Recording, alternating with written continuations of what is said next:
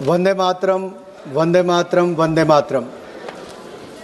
ये साल बहुत विशेष है क्योंकि 150वीं जयंती जहां हम सरदार पटेल जी की मना रहे हैं, बिरसा मुंडा जी की मना रहे हैं, वहीं वंदे मातरम एट 150।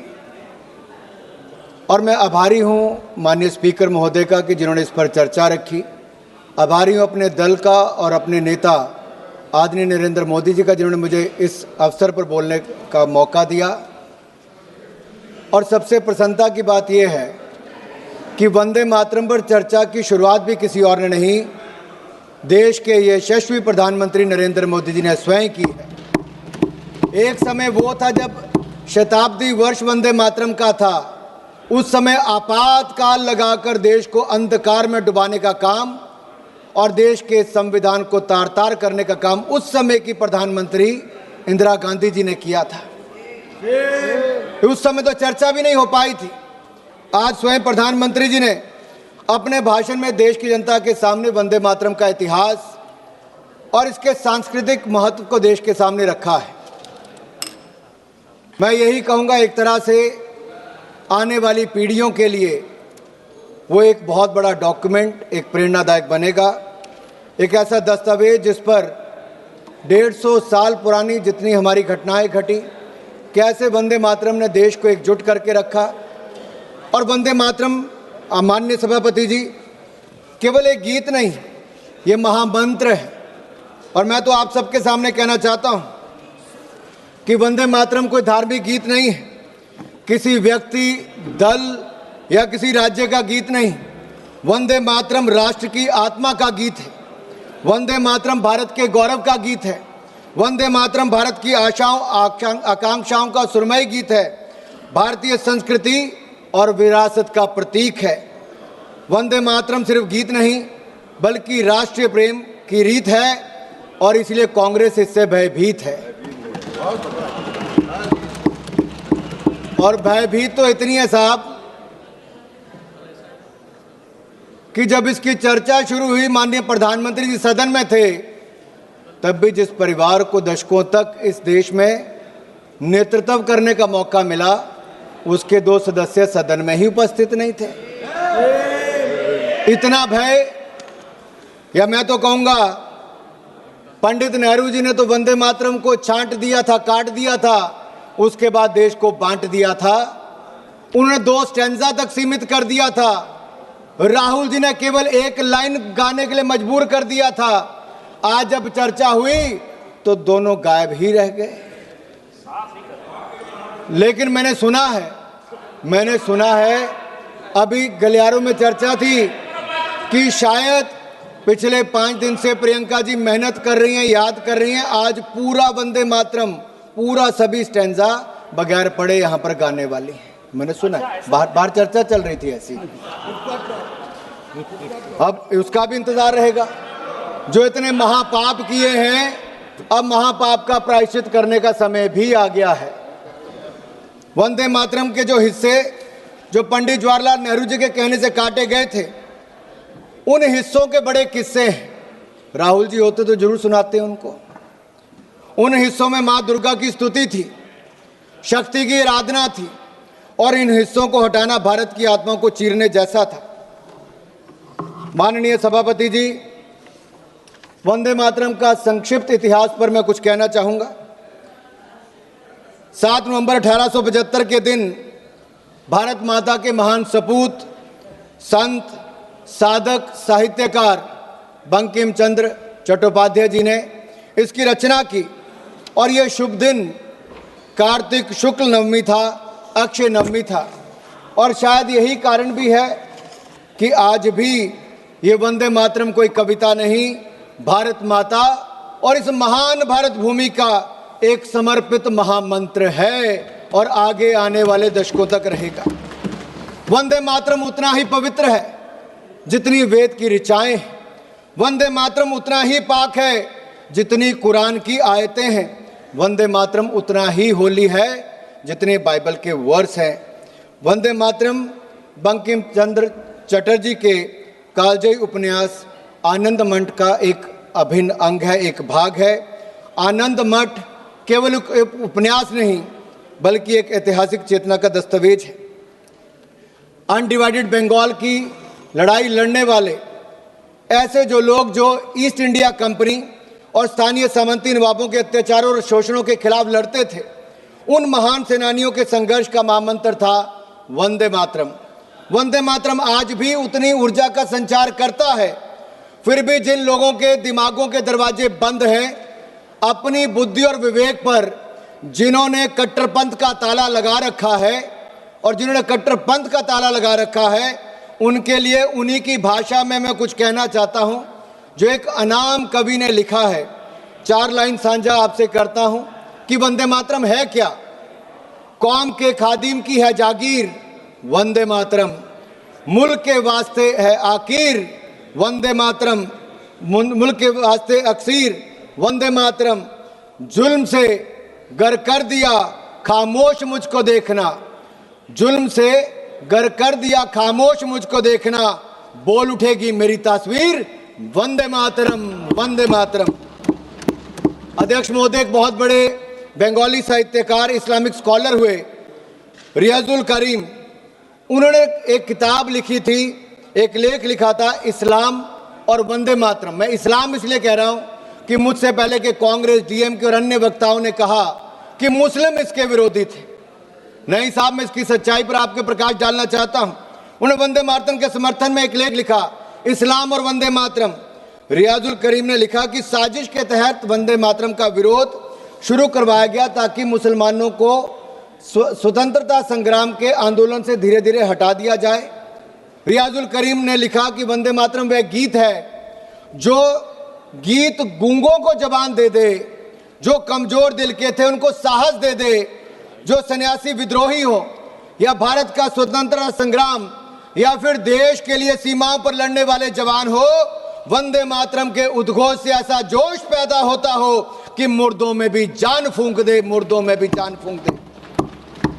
बढ़ते कदम रुक जाते हैं, सर तन जाते हैं गरूर से। बढ़ते कदम रुक जाते हैं, सर तन जाते हैं गरूर से, कान में पहुंची जहां झंकार, वंदे मातरम, वंदे मातरम। जिन लोगों ने वंदे मातरम के विरोध के बहाने मुसलमानों को स्वतंत्रता आंदोलन से अलग करने का प्रयास किया, आज वो देश के विकास में और विकसित भारत के इस सोच के साथ भी उनको जोड़ने के लिए या उनसे अलग हटने का प्रयास कर रहे हैं। माननीय सभापति जी, वंदे मातरम राष्ट्रभक्तों के लिए, वंदे मातरम हम राष्ट्रभक्तों के लिए एनर्जी है और कुछ लोगों को इससे एलर्जी है। अब एलर्जी वालों को तो हम कुछ कर नहीं सकते, लेकिन 150वीं जयंती पर मैं इतना जरूर कहूंगा कि अंग्रेजों को तो वंदे भारत से दिक्कत थी, जिन्ना को वंदे भारत से दिक्कत थी। स्पीकर साहब प्लीज अंग्रेजों को वंदे मातरम से दिक्कत थी, अंग्रेजों को वंदे मातरम से दिक्कत थी, जिन्ना को वंदे मातरम से दिक्कत थी, जिन्ना के मुन्ना को भी वंदे मातरम से दिक्कत है। अध्यक्ष जी, मैं बड़ा स्पष्ट कह रहा हूं,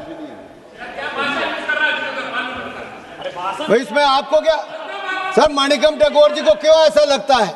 मैंने इतने कहा कि जिन्ना को वंदे मातरम से दिक्कत थी, अंग्रेजों को वंदे मातरम से दिक्कत थी और जिन्ना के मुन्ना को भी वंदे मातरम से दिक्कत है।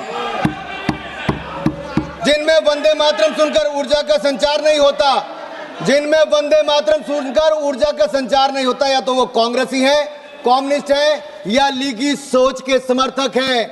और मैं कहना चाहता हूं, कांग्रेस का समर्थक मुस्लिम लीग कर रही है, इंडियन मुस्लिम लीग कर रही कि नहीं कर रही है, और उसके समर्थन के बिना राहुल जी और प्रियंका जी शायद चुनकर भी नहीं आ पाते, इसलिए उनका समर्थन लेने की जरूरत पड़ रही है।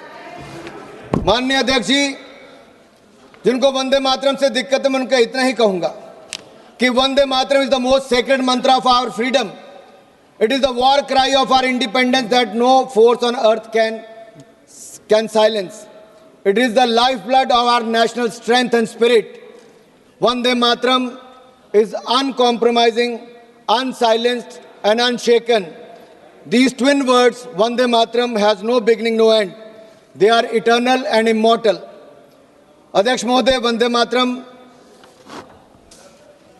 का जहां एक और हम आज 150वां साल मना रहे हैं, वहां कुछ लोगों के पास इस महापाप का प्रायश्चित करने का अवसर भी है, लेकिन रेडिकल कम्युनिज्म और लीगी मानसिकता के साथ जुड़े लोग शायद इस पर सुधार ना करें, क्योंकि वंदे मातरम को उन्होंने आधार बनाया था पॉलिटिक्स ऑफ अपीसमेंट का, तुष्टिकरण की राजनीति का।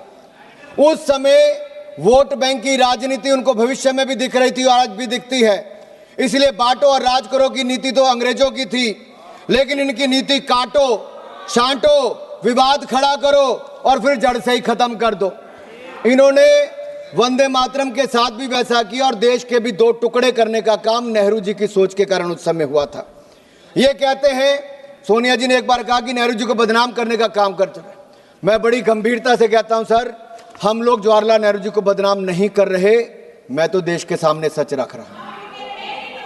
हम तो देश के सामने सच रख रहे हैं सर, और सच्चाई यही है कि जब वंदे मातरम को काट छाट दिया गया, तब ओमकार ठाकुर जी हो, पुलस्कर जी हो, उन्होंने कहा कि हम कटा छटा वंदे मातरम नहीं गाएंगे, हम पूरा का पूरा गाएंगे, जिसको विरोध करना करें।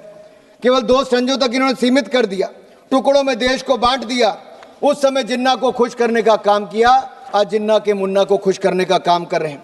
मैं माननीय सभापति जी, 27 जुलाई 2018 को कांग्रेस की एक बड़ी रैली बंतवाल में दक्षिण कन्नड़ में हो रही थी। राहुल जी ने मंच से कहा, सिंग ओनली वन लाइन, सिंग only one line.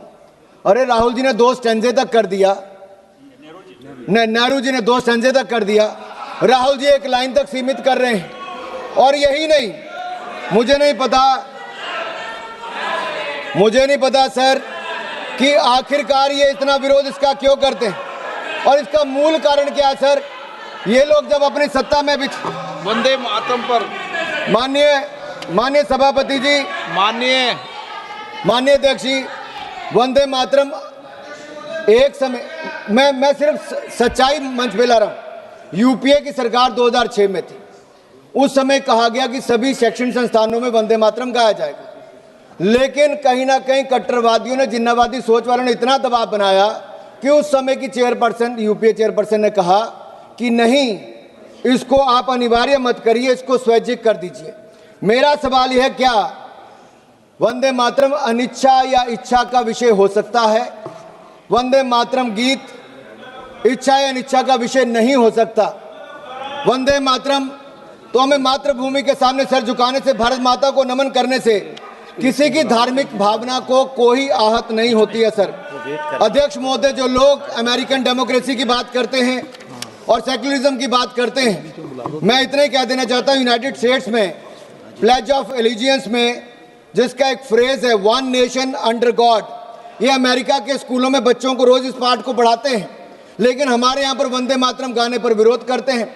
Madhya Pradesh में जब इनकी सरकार थी तो मध्य प्रदेश के सेक्रेटरीट में कहा गया, यहाँ से राहुल जी उस समय अध्यक्ष थे, कहा गया कि मध्य प्रदेश के सेक्रेटरीट में वंदे मातरम धुन नहीं बजनी चाहिए। ये बार बार वंदे मातरम का विरोध क्यों होता है अध्यक्ष जी? और यही नहीं, क्या 2009 में वोट बैंक की राजनीति के लिए उस समय के होम मिनिस्टर पी चिदम्बरम जी देवबंद में जमाते उलमा हिंद के 30th जनरल सेशन में गए, और पी चिदम्बरम जी जिस सेशन में गए, वंदे मातरम के विरोध में रेजोल्यूशन वहां पर पास हुआ। कांग्रेस पार्टी को इसका जवाब देना चाहिए कि एक नहीं, एक के बाद दूसरा सबने किया। सर बड़े मियाँ तो बड़े मियाँ, छोटे मियाँ सुभान अल्लाह। 2019 में भोपाल सेंट्रल से कांग्रेस के एमएलए हुआ करते थे आरिफ मसूद, एक सार्वजनिक कार्यक्रम में उन्होंने कहा कि शरिया कानून के अंतर्गत वंदे मातरम बोलने से मना कर दिया। सर मैं पूछना चाहता हूं, क्या वंदे मातरम के गान पर रोक लगाना चाहिए? और यही नहीं, समाजवादी पार्टी के सांसद शफीकुर रहमान बर्क, जिन्होंने वंदे मातरम को इस्लाम विरोधी कह दिया, महाराष्ट्र में समाजवादी पार्टी के विधायक अबू आजमी ने वंदे मातरम का विरोध किया। समाजवादी के एक विधायक रईस शेख भिवंडी से महाराष्ट्र में इसका विरोध करते हैं। समाजवादी पार्टी और कांग्रेस पार्टी एक तरह से मिलकर वंदे मातरम का बार बार विरोध करते हैं। अखिलेश जी तो कह देते हैं बच्चों को अधिकार है कौन सा गाना सुनना है। सर ये फिल्मी गीत नहीं है, ये लोरी नहीं है, ये राष्ट्र गीत है। ये राष्ट्रगीत है अखिलेश जी। आप आर्मी स्कूल में पढ़े होंगे, लेकिन आपको इतना पता नहीं कि वंदे मातरम और फिल्मी गीत में अंतर है भाई। माननीय अध्यक्ष महोदय, मैं खत्म कर रहा हूं, 3 मिनट में मेरा भाषण खत्म कर रहा हूं। आज भारत धूमिल पड़ चुके अपने स्वर्णिम अतीत को तलाश भी रहा है और अपने भविष्य को गढ़ भी रहा है। भारत के पूर्व प्रधानमंत्री आदरणीय अटल बिहारी वाजपेयी जी ने कहा था 19 मार्च 1973 को, सर मैं अटल जी को कोट कर रहा हूं और ध्यान से सुनिएगा। अटल जी ने कहा था, आई कोट, वंदे मातरम इस्लाम का विरोधी नहीं है। क्या इस्लाम को मानने वाले जब नमाज पढ़ते हैं तो इस देश की धरती पर, इस देश की पाक जमीन पर सिर नहीं टेकते, माथा नहीं झुकाते?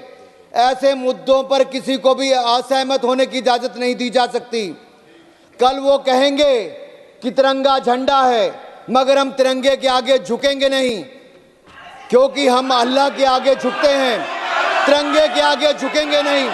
हिंदुस्तान में रहने वालों को, हर आदमी को तिरंगे के सामने झुकना होगा, तिरंगे के सामने झुकना होगा। वंदे मातरम कहना होगा। वंदे मातरम भारत के राष्ट्रवाद का महामंत्र है। जब जब हम इस मंत्र को भूले हैं, हम कमजोर हुए। आजादी के अमृत महोत्सव में प्रधानमंत्री मोदी जी ने केवल एक परिवार नहीं, जितने लोग आजादी के साथ जुड़े थे, स्वतंत्रता संग्राम के साथ जुड़े थे, प्रधानमंत्री नरेंद्र मोदी जी ने उनके बारे में गांव-गांव में बताया। यही नहीं सर, ये लोग कहां से याद करेंगे वंदे मातरम को? इनकी सरकारों के समय तो यासीन मलिक को बिरयानी परोसी जाती थी प्रधानमंत्री के घर पे, उसी यासीन मलिक को पाकिस्तान भेजा जाता था। अरे बाटला हाउस कांड के आतंकवादियों के घर जाकर सोनिया गांधी जी रोती थी। मैं यही नहीं, अध्यक्ष जी मेरा एक आखिरी बात करके मैं अपनी बात को समाप्त कर रहा हूं, क्योंकि यह जरूरी इसलिए भी है सर, अगर नहीं पूछूंगा तो अधूरा रह जाएगा। मैं बस 1 मिनट में सर खत्म कर रहा हूं, बस सर 1 मिनट में।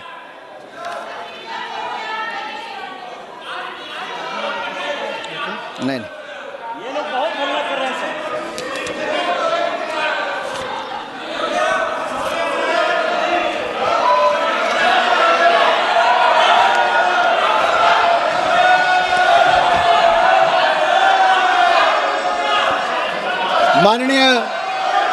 माननीय अध्यक्ष जी, अगर 1896 में अगर 12वें कलकत्ता में कांग्रेस के 12वें अधिवेशन में रविंद्रनाथ टैगोर जी ने गाया था और उसमें एक मुस्लिम रहमतुल्लाह एम सयानी ने उसकी अध्यक्षता की थी, क्या तब ये मुस्लिम विरोधी नहीं था?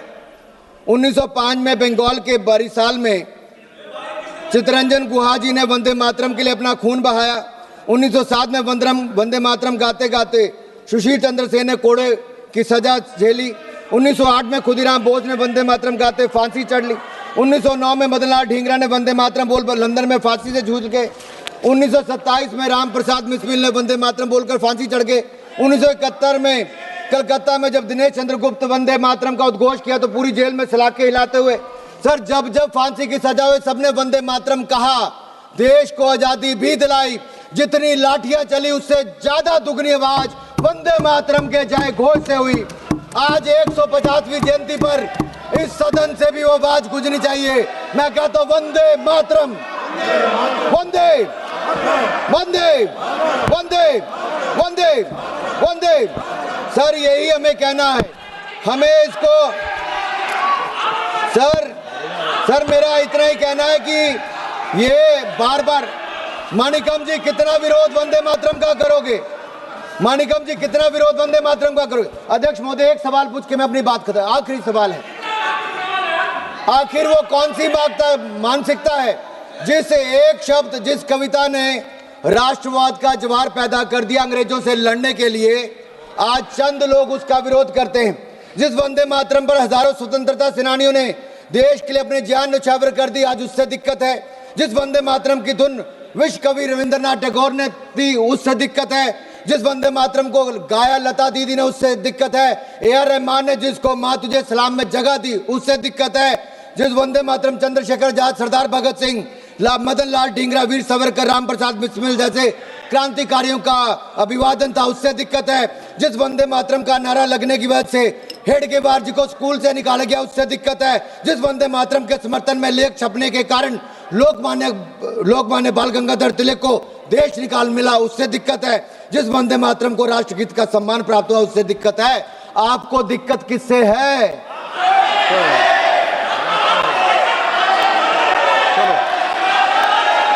श्री राजेश अध्यक्ष जी, मुझे मेरा जवाब मिल गया है, मुझे मेरा जवाब मिल गया। इन्होंने कहा कि इनको दिक्कत हमसे है और मैंने पहले ही कहा था हमें वंदे मातरम से एनर्जी मिलती है, कुछ को वंदे मातरम से एलर्जी होती है राजेश और ये एलर्जी दिखती है। मैं एक बार फिर वंदे मातरम 150 पर आपने सदन में चर्चा करवाई, देश के सामने इतिहास और सच को लाने का अवसर दिया। माननीय प्रधानमंत्री जी ने देश के सामने के इतिहास को और वास्तविकता को रखा। कैसे वंदे मातरम गीत आज एक महामंत्र के रूप में 150 देशवासियों को इकट्ठा करता रहा। मैं माननीय प्रधानमंत्री जी को इसकी शुरुआत करने के लिए जहां एक और धन्यवाद देता हूं, साधुवाद देता हूं, वहीं आपका धन्यवाद करते हुए अपना स्थान लेता हूं। वंदे मातरम।